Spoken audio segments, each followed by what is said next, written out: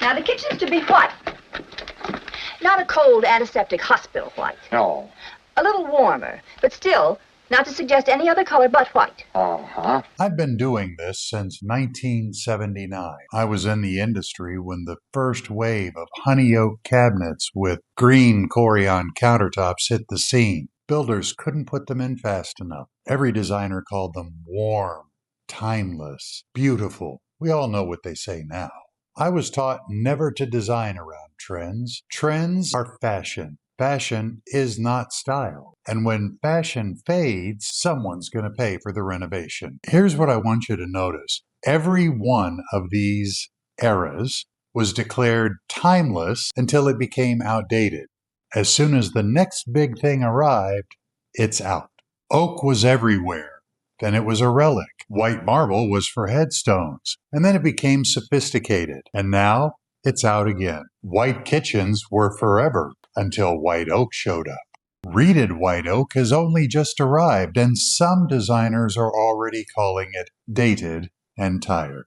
So here's the part that nobody really says out loud. The designers that are telling you that your white cabinets look like 2015, look back to 2013 and you'll find them standing in front of white shaker cabinets calling them timeless. The same voice, the same confidence, but a different shopping list. One of the biggest names in the business has built an entire empire around white kitchens.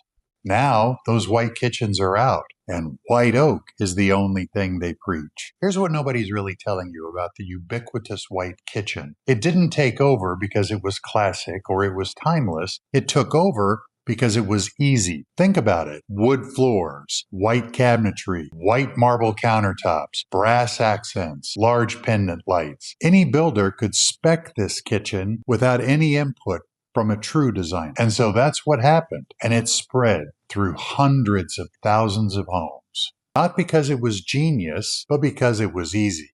And now it's happening again. White oak cabinets, Taj Mahal, unlacquered brass, that's the new formula.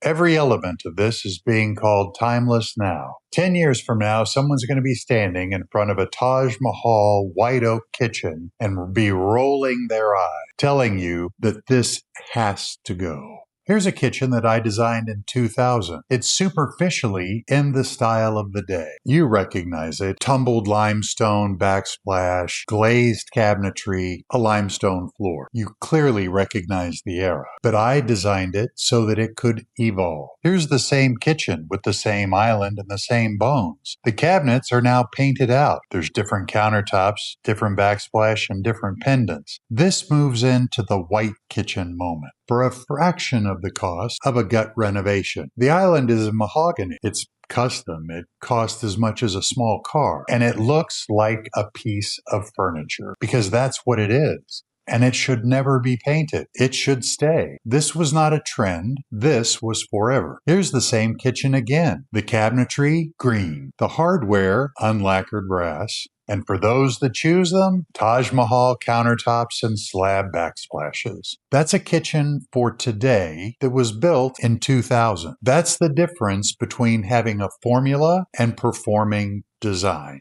My approach for the last 45 years has been the same.